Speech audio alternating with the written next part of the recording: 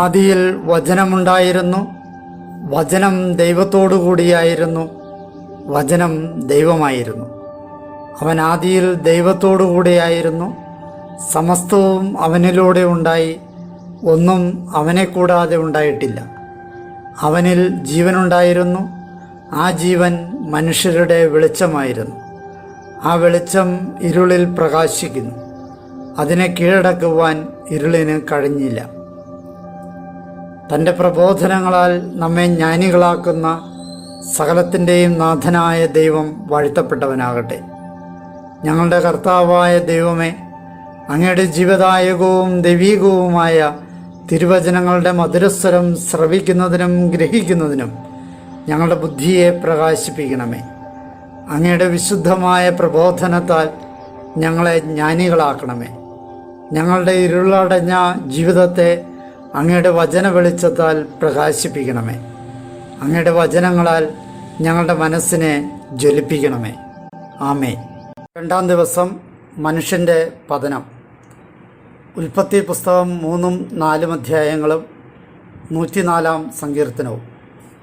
ഈ 2-ാം ദിവസത്തിൽ മനുഷ്യജീവിതത്തിൽ സാത്താൻ്റെ ഇടപെടലുകളും പാപം മൂലം മനുഷ്യനുണ്ടായ വീഴ്ചയും കഷ്ടനഷ്ടങ്ങളും നമ്മൾ മനസ്സിലാക്കുന്നു. പാപാവസ്ഥയിൽ നിൽക്കുന്ന മനുഷ്യന് രക്ഷകനെ വാഗ്ദാനം ചെയ്യുന്ന പ്രത്യാശയുടെ സൂചനയും ഇന്നത്തെ വായനയിൽ നമുക്ക് കാണാൻ പറ്റും. ഉൽപ്പത്തിയുടെ പുസ്തകം 3-ാം അധ്യായം. മനുഷ്യൻ്റെ പതനം. ദൈവമായ കർത്താവ് ഉരുവാക്കിയ എല്ലാ വന്യജീവികളിലും വെച്ച് കൗശലമേറിയതായിരുന്നു സർപ്പം. അത് സ്ത്രീയോട് ചോദിച്ചു, തോട്ടത്തിലെ ഒരു വൃക്ഷത്തിൽ നിന്നും ഭക്ഷിക്കരുതെന്ന് ദൈവം വാസ്തവത്തിൽ പറഞ്ഞിട്ടുണ്ടോ? സ്ത്രീ സർപ്പത്തോട് പറഞ്ഞു, തോട്ടത്തിലെ വൃക്ഷങ്ങളുടെ ഫലം ഞങ്ങൾക്ക് ഭക്ഷിക്കാം, എന്നാൽ നിങ്ങൾ മരിക്കാതിരിക്കാൻ തോട്ടത്തിൻ്റെ നടുവിലുള്ള വൃക്ഷത്തിൻ്റെ ഫലത്തിൽ നിന്ന് ഭക്ഷിക്കരുത്, അതിൽ തൊടുകയും അരുത് എന്ന് ദൈവം പറഞ്ഞിട്ടുണ്ട്. സർപ്പം സ്ത്രീയോട് പറഞ്ഞു, നിങ്ങൾ തീർച്ചയായും മരിക്കുകയില്ല, കാരണം അതിൽ നിന്ന് തിന്നുന്ന ദിവസം നിങ്ങളുടെ കണ്ണുകൾ തുറക്കുമെന്നും നന്മയും തിന്മയും അറിയുന്നവരായി നിങ്ങൾ ദൈവത്തെ പോലെ ആകുമെന്നും ദൈവത്തിനറിയാം. ആ വൃക്ഷം ഭക്ഷിക്കാൻ ഉപയുക്തവും കണ്ണുകൾക്ക് ആകർഷകവുമാണെന്ന് സ്ത്രീ കണ്ടു. ആ വൃക്ഷം അറിവേകാൻ പര്യാപ്തവുമായിരുന്നു. അവൾ അതിൻ്റെ ഫലത്തിൽ നിന്ന് എടുത്ത് ഭക്ഷിച്ചു. തന്നോടൊപ്പമുണ്ടായിരുന്ന ഭർത്താവിനും അവൾ നൽകി, അവനും ഭക്ഷിച്ചു. അപ്പോൾ ഇരുവരുടെയും കണ്ണുകൾ തുറക്കപ്പെട്ടു, തങ്ങൾ നഗ്നരാണെന്ന് അവർ തിരിച്ചറിഞ്ഞു. അവർ അത്തിയിലകൾ കൂട്ടിത്തുന്നി തങ്ങൾക്കായി അരക്കച്ചയുണ്ടാക്കി. സായാഹ്നക്കാറ്റിൽ തോട്ടത്തിൽ ഉലാത്തുന്ന ദൈവമായ കർത്താവിൻ്റെ ശബ്ദം അവർ കേട്ടു. മനുഷ്യനും അവൻ്റെ ഭാര്യയും ദൈവമായ കർത്താവിൻ്റെ സന്നിധിയിൽ നിന്ന് തോട്ടത്തിലെ മരങ്ങൾക്കിടയിൽ ഒളിച്ചു. ദൈവമായ കർത്താവ് മനുഷ്യനെ വിളിച്ച് അവനോട് ചോദിച്ചു, നീ എവിടെയാണ്? അവൻ മറുപടി പറഞ്ഞു, തോട്ടത്തിൽ അവിടുത്തെ ശബ്ദം ഞാൻ കേട്ടു. ഞാൻ നഗ്നനായിരുന്നതിനാൽ ഭയപ്പെട്ടുപോയി, അതുകൊണ്ട് ഞാൻ ഒളിച്ചതാണ്. അവിടുന്ന് ചോദിച്ചു, നീ നഗ്നനാണെന്ന് ആരാണ് നിന്നോട് പറഞ്ഞത്? ഭക്ഷിക്കരുതെന്ന് ഞാൻ നിന്നോട് കൽപ്പിച്ച വൃക്ഷത്തിൽ നിന്ന് നീ ഭക്ഷിച്ചുവോ? മനുഷ്യൻ പറഞ്ഞു, അങ്ങ് എനിക്ക് കൂട്ടിന് തന്ന സ്ത്രീ, അവളാണ് വൃക്ഷത്തിൽ നിന്നുള്ള ഫലം എനിക്ക് നൽകിയത്. ഞാനത് ഭക്ഷിക്കുകയും ചെയ്തു. ദൈവമായ കർത്താവ് സ്ത്രീയോട് ചോദിച്ചു, നീ എന്താണ് ഈ ചെയ്തത്? സ്ത്രീ പറഞ്ഞു, സർപ്പം എന്നെ വഞ്ചിച്ചു, ഞാൻ ഭക്ഷിക്കുകയും ചെയ്തു. ശിക്ഷയും വാഗ്ദാനവും. ദൈവമായ കർത്താവ് സർപ്പത്തോട് പറഞ്ഞു, ഇത് നീ ചെയ്തതുകൊണ്ട് എല്ലാ കന്നുകാലികളിലും കാട്ടുമൃഗങ്ങളിലും വെച്ച് നീ ശപിക്കപ്പെട്ടവനായിരിക്കും. നീ ഉരസുകൊണ്ട് ഇഴഞ്ഞു നടക്കും, നിന്റെ ജീവിതകാലം അത്രയും പൊടി തിന്നും. നീയും സ്ത്രീയും തമ്മിലും നിന്റെ സന്തതിയും അവളുടെ സന്തതിയും തമ്മിലും ഞാൻ ശത്രുത ഉളവാക്കും. അവൻ നിന്റെ തല തകർക്കും, നീ അവൻ്റെ കുതികാലിൽ ദംശിക്കുകയും ചെയ്യും. അവിടുന്ന് സ്ത്രീയോട് പറഞ്ഞു, നിന്റെ ഗർഭാരിഷ്ഠതകൾ ഞാൻ തീർച്ചയായും വർദ്ധിപ്പിക്കും. നീ വേദനയോടെ മക്കളെ പ്രസവിക്കും. എന്നാലും നിന്റെ അഭിലാഷം നിന്റെ ഭർത്താവിലായിരിക്കും, അവൻ നിന്നെ ഭരിക്കുകയും ചെയ്യും. ആദത്തോട് അവിടുന്ന് പറഞ്ഞു, നീ നിന്റെ ഭാര്യയുടെ സ്വരം കേൾക്കുകയും തിന്നരുതെന്ന് ഞാൻ കൽപ്പിച്ചിരുന്ന മരത്തിൽ നിന്ന് തിന്നുകയും ചെയ്തതുകൊണ്ട് നീ മൂലം മണ്ണ് ശപിക്കപ്പെട്ടതായിരിക്കും. നിന്റെ ആയുഷ്കാലം മുഴുവൻ അധ്വാനം കൊണ്ട് നീ അതിൽ നിന്ന് ഭക്ഷിക്കും. അത് മുള്ളും മുൾച്ചെടികളും നിനക്കായി മുളപ്പിക്കും. നീ വയൽച്ചെടികൾ ഭക്ഷിക്കും. നീ മണ്ണിൽ നിന്ന് എടുക്കപ്പെട്ടതുകൊണ്ട് അതിലേക്ക് മടങ്ങുന്നതുവരെ നിന്റെ നെറ്റിയിലെ വിയർപ്പ് കൊണ്ട് നീ അപ്പം ഭക്ഷിക്കും. എന്തെന്നാൽ നീ പൊടിയാണ്, പൊടിയിലേക്ക് തന്നെ നീ മടങ്ങും. മനുഷ്യൻ തൻ്റെ ഭാര്യയെ ഹവ്വ എന്നു പേര് വിളിച്ചു, കാരണം അവൾ ജീവനുള്ള എല്ലാറ്റിൻ്റെയും മാതാവാണ്. ദൈവമായ കർത്താവ് ആദത്തിനും അവൻ്റെ ഭാര്യയ്ക്കും തോലുകൊണ്ട് ഉടുപ്പുണ്ടാക്കി അവരെ ധരിപ്പിച്ചു. അനന്തരം ദൈവമായ കർത്താവ് പറഞ്ഞു, മനുഷ്യനിതാ നന്മയും തിന്മയും അറിഞ്ഞ് നമ്മിൽ ഒരുവനെപ്പോലെ ആയിരിക്കുന്നു. ഇനി അവൻ കൈനീട്ടി ജീവൻ്റെ വൃക്ഷത്തിൽ നിന്നുകൂടി പറിച്ചു തിന്ന് നിത്യം ജീവിക്കുന്നവനാകാൻ ഇടയാകരുത്. എവിടെ നിന്ന് അവൻ എടുക്കപ്പെട്ടുവോ ആ മണ്ണിൽ അധ്വാനിക്കേണ്ടതിന് ദൈവമായ കർത്താവ് അവനെ ഏദൻ തോട്ടത്തിൽ നിന്ന് പുറത്താക്കി.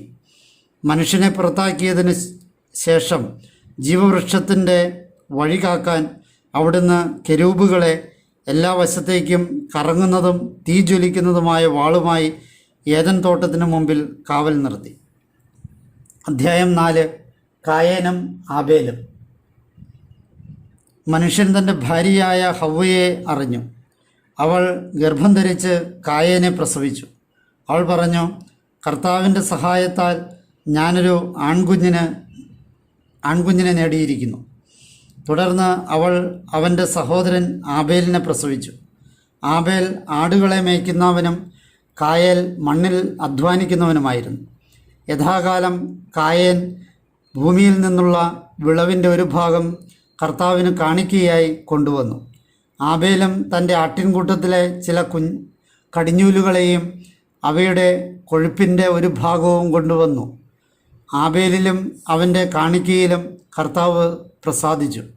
എന്നാൽ കായേനിലും അവൻ്റെ കാണിക്കയിലും അവിടുന്ന് പ്രസാദിച്ചില്ല. അതിനാൽ കായേൻ അത്യധികം കുപിതനായി, അവൻ്റെ മുഖം താണു.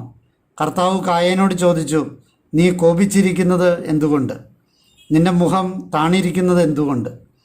അത് ഉയർത്താൻ തക്കവിധം നീ നന്നായി വർത്തിച്ചിരുന്നുവെങ്കിൽ, നീ നല്ലത് ചെയ്യുന്നില്ലെങ്കിൽ വാതിൽക്കൽ തന്നെ പാപം പതിയിരിക്കുന്നു.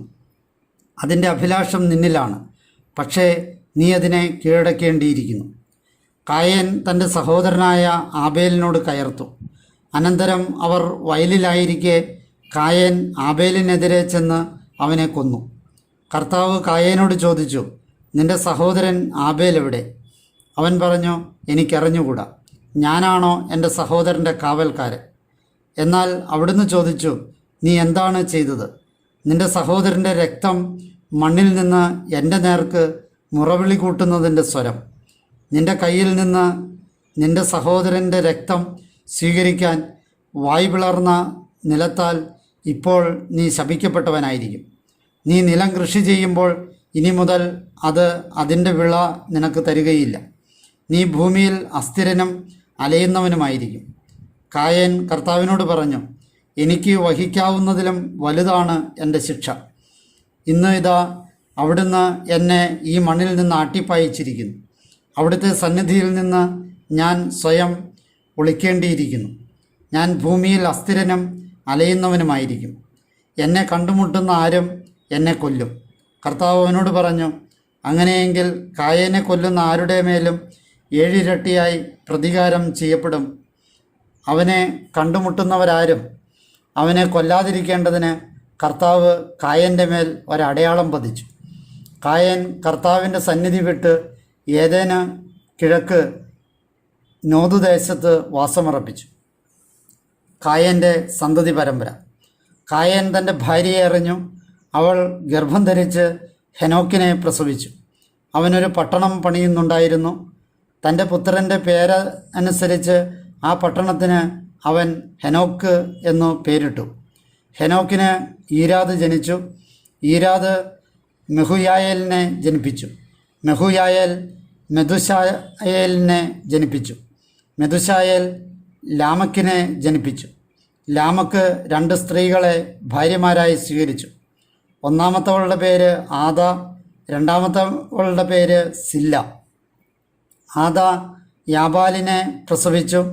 അവൻ ആടുമാടുകളോടൊപ്പം കൂടാരത്തിൽ വസിക്കുന്നവരുടെ പിതാവായിരുന്നു. അവൻ്റെ സഹോദരൻ്റെ പേര് യൂബാൽ. കിന്നരവും വേണുവും വായിക്കുന്നവരുടെ പൂർവ്വപിതാവായിരുന്നു അവൻ. സില്ലായും പ്രസവിച്ചു തുബൽ കൈയിനെ. അവൻ ചെമ്പുകൊണ്ടും ഇരുമ്പുകൊണ്ടും എല്ലാത്തരം ഉപകരണങ്ങളും നിർമ്മിക്കുന്നവനായിരുന്നു. തൂബൽ കൈയിൻ്റെ സഹോദരി നാമ ആയിരുന്നു. ലാമക്ക് തൻ്റെ ഭാര്യയോട് പറഞ്ഞു, ആദ, സില്ല, എൻ്റെ സ്വരം കേൾക്കുവിൻ. ലാമക്കിൻ്റെ ഭാര്യമാരെ, എൻ്റെ ഈ വാക്കിന് ചെവി തരുവിൻ. എന്നെ മുറിവേൽപ്പിച്ചതിന് ഒരുവനെ ഞാൻ കൊന്നു, എന്നെ അടിച്ചതിന് ഒരു കുട്ടിയെയും. എന്തെന്നാൽ കായൻ്റെ പ്രതികാരം 7 ഇരട്ടിയെങ്കിൽ ലാമക്കിൻ്റേത് 77 ഇരട്ടിയായിരിക്കും. ആദം വീണ്ടും തൻ്റെ ഭാര്യയെ അറിഞ്ഞു. അവൾ ഒരു പുത്രന് ജന്മം നൽകി. കായൻ ആബേലിനെ വധിച്ചിരുന്നതുകൊണ്ട് അവന് പകരം ദൈവം എനിക്ക് മറ്റൊരു സന്താനത്തെ നൽകി എന്ന അർത്ഥത്തിൽ അവൾ അവന് സേത്ത് എന്ന് പേരിട്ടു. സേത്തിനും ഒരു പുത്രൻ ജനിച്ചു. അയാൾ അവന് എനോഷ് എന്ന് പേരിട്ടു. അക്കാലത്താണ് കർത്താവിൻ്റെ നാമം വിളിച്ചപേക്ഷിക്കാൻ തുടങ്ങിയത്. സങ്കീർത്തനങ്ങൾ 104. പ്രപഞ്ചകർത്താവിന് കീർത്തനം. എൻ്റെ ആത്മാവേ കർത്താവിനെ വാഴ്ത്തുക. എൻ്റെ ദൈവമായ കർത്താവെ, അങ്ങ് ഏറെ മഹത്വമുള്ളവനാണ്. അങ്ങ് പ്രതാപവാനും പ്രാഭവനും അണിഞ്ഞിരിക്കുന്നു. അങ്ങ് വസ്ത്രമെന്ന പോലെ പ്രകാശം ധരിക്കുന്നവനാണ്. മേലാപ്പ് പോലെ ആകാശം വിരിക്കുന്നവൻ. സ്വന്തം മാളികകൾക്ക് ജലത്തിന്മേൽ തുലാമുറപ്പിച്ചവൻ. മേഘങ്ങൾ തൻ്റെ രഥമാക്കിയവൻ. കാറ്റിൻ ചിറകുകളിലേറി സഞ്ചരിക്കുന്നവൻ. കാറ്റുകളെ തൻ്റെ ദൂതരായും ജ്വലിക്കുന്ന അഗ്നിയെ തൻ്റെ സേവകരായും ഉരുവാക്കുന്നവൻ. അവിടുന്ന് ഭൂമിയെ അതിൻ്റെ അടിസ്ഥാനങ്ങൾക്ക് മേൽ ഇളകാത്ത വിധം എന്നേക്കും ശാശ്വതമായി ഉറപ്പിച്ചു. വസ്ത്രമെന്ന പോലെ ആഴം അതിനെ ആവരണം ചെയ്തു. ജലസഞ്ചയങ്ങൾ പർവ്വതങ്ങൾക്കു മീതെ നിൽക്കുന്നു. അങ്ങയുടെ ശാസനം മൂലം അവ ഓടിയകലും. അങ്ങയുടെ ഇടിമുഴക്കം മൂലം അവ അരണ്ടോടും. അങ്ങ് അവയ്ക്കായി നിർണയിച്ച സ്ഥാനത്തു തന്നെ പർവ്വതങ്ങൾ ഉയർന്നും താഴ്വരകൾ താഴ്ന്നു നിൽക്കുന്നു. ഭൂമിയെ മൂടാൻ ജലസഞ്ചയങ്ങൾ കടന്നുകയറാതെയും തിരിച്ചു വരാതെയും അങ്ങ് അതിര് നിശ്ചയിച്ചു. അവിടുന്ന് താഴ്വരകളിൽ ഉറവകൾ പ്രവഹിപ്പിക്കുന്നവനാണ്. അവ മലയിടുക്കിനിടയിലൂടെ ഒഴുകുന്നു. അവ സകല വന്യജീവിക്കും കുടിക്കാൻ കൊടുക്കുന്നു. കാട്ടുകഴുതകൾ തങ്ങളുടെ ദാഹം ശമിപ്പിക്കുന്നു. ആകാശപ്പറവക്കൂട്ടം അവയോട് ചേർന്ന് ചേക്കേറുന്നു. മരക്കൊമ്പുകൾക്കിടയിൽ നിന്ന് അവ കളരവ മുതിർക്കുന്നു. തൻ്റെ ഉന്നത മന്ദിരങ്ങളിൽ നിന്ന് അവിടുന്ന് മലകളെ നനയ്ക്കുന്നു. അങ്ങയുടെ പ്രവൃത്തികളുടെ ഫലം കൊണ്ട് ഭൂമി തൃപ്തി അടയുന്നു. അവിടുന്ന് മൃഗഗണത്തിനു വേണ്ടി പുല്ലുമുളപ്പിക്കുന്നു. മനുഷ്യൻ അധ്വാനത്തിനായി സസ്യജാലവും ഭൂമിയിൽ നിന്ന് ആഹാരം പുറപ്പെടുത്താനും എണ്ണ കൊണ്ട് അവൻ മുഖം മിനുക്കാനുമാണിത്. വീഞ്ഞ് മർത്യഹൃദയത്തെ സന്തോഷിപ്പിക്കുന്നു. അപ്പം മർത്യഹൃദയത്തെ ഉന്മേഷപ്പെടുത്തുന്നു. കർത്താവിൻ്റെ വൃക്ഷങ്ങളായി അവിടുന്ന് നട്ട ലെബനോനിലെ ദേവദാരുക്കൾ തൃപ്തി അടയുന്നു. അവിടെ പക്ഷികൾ കൂടുകൂട്ടുന്നു. തലപ്പുകളിൽ കൊക്ക് തൻ്റെ നീഢനവും. കാട്ടാടുകൾക്കുള്ള ഉയർന്ന ഇടങ്ങളാണ് പർവ്വതങ്ങൾ. ശിലകൾ കുഴിമുയലുകൾക്ക് സങ്കേതവും. ഋതുക്കൾക്കായി അവിടുന്ന് ചന്ദ്രനെ നിർമ്മിച്ചു. സൂര്യന് തൻ്റെ അസ്തമയം അറിയാം. അങ്ങ് ഇരുട്ട് പരത്തുമ്പോൾ രാത്രിയാകുന്നു. അതിൽ സകല വന്യജീവിയും വിഹരിക്കുന്നു. യുവസിംഹങ്ങൾ അലറുന്നത് ഇരയ്ക്കു വേണ്ടിയാണ്. തമ്പുരാൻ്റെ പക്കൽ തങ്ങളുടെ ആഹാരം തേടാനാണ്. സൂര്യനുദിക്കുമ്പോൾ അവ സംഘം ചേർന്ന് സ്വന്തം ഗുഹകളിലേക്ക് പതുങ്ങുന്നു. മനുഷ്യൻ തൻ്റെ വേലയ്ക്കും സന്ധ്യയോളമുള്ള തൻ്റെ ജോലിക്കും പുറപ്പെടുന്നു. കർത്താവെ, അങ്ങയുടെ പ്രവൃത്തികൾ എത്ര അസംഖ്യം! ജ്ഞാനത്തിൽ അങ്ങ് അവയെല്ലാം നിർവഹിച്ചിരിക്കുന്നു. ഭൂമി അങ്ങയുടെ സമ്പത്ത് നിറഞ്ഞതാണ്. അതാ സമുദ്രം വലുതും അതീവം വിസ്തൃതവുമാണ്. അവിടെ അസംഖ്യം ഇഴജന്തുക്കൾ, ചെറുതും വലുതുമായ ജീവികൾ. അവിടെ കപ്പലുകൾ സഞ്ചരിക്കുന്നു. അതിൽ ഉല്ലസിക്കാനായി അങ്ങ് രൂപം നൽകിയ ലിവിയാധാനം. യഥാസമയം തങ്ങളുടെ ഭക്ഷണം ലഭിക്കാൻ അവയെല്ലാം അങ്ങയെ കാത്തിരിക്കുന്നു. അങ്ങ് അവയ്ക്ക് നൽകും, അവ പെറുക്കിയെടുക്കും. അങ്ങ് തൃക്കൈ തുറക്കും, അവ സംതൃപ്തിയടയും. അങ്ങ് തിരുമുഖം മറയ്ക്കും, അവ പരിഭ്രമിക്കും. അങ്ങ് അവയുടെ ചൈതന്യം പിൻവലിക്കും, അവ ചത്ത് തങ്ങളുടെ പൂഴിയിലേക്ക് മടങ്ങും. അങ്ങ് അങ്ങയുടെ ശ്വാസം അയക്കും, അവ സൃഷ്ടിക്കപ്പെടും. ഭൂമുഖം അങ്ങ് നവീകരിക്കുകയും ചെയ്യും. കർത്താവിൻ്റെ മഹത്വം ശാശ്വതമാകട്ടെ. കർത്താവ് തൻ്റെ പ്രവൃത്തികളിൽ സന്തോഷിക്കട്ടെ. അവിടുന്ന് ഭൂമിയിലേക്ക് സൂക്ഷിച്ചു നോക്കുമ്പോൾ അത് വിറയ്ക്കും. അവിടുന്ന് പർവ്വതങ്ങളെ സ്പർശിക്കുമ്പോൾ അവ പുകയും. എൻ്റെ ജീവിതത്തിൽ ഞാൻ കർത്താവിന് ഗാനമാലപിക്കും. ഞാൻ ഉള്ളിടത്തോളം എൻ്റെ ദൈവത്തിന് കീർത്തനമാലപിക്കും. എൻ്റെ ചിന്ത അവിടുത്തേക്ക് ആസ്വാദ്യമായിരിക്കട്ടെ. ഞാൻ കർത്താവിൽ സന്തോഷിക്കും. പാപികൾ ഭൂമിയിൽ നിന്ന് തിരോഭവിക്കട്ടെ. ഇനിമേൽ ദുഷ്ടർ ഇല്ലാതിരിക്കട്ടെ. എൻ്റെ ആത്മാവെ കർത്താവിനെ വാഴ്ത്തുക. ഹല്ലേലൂയ.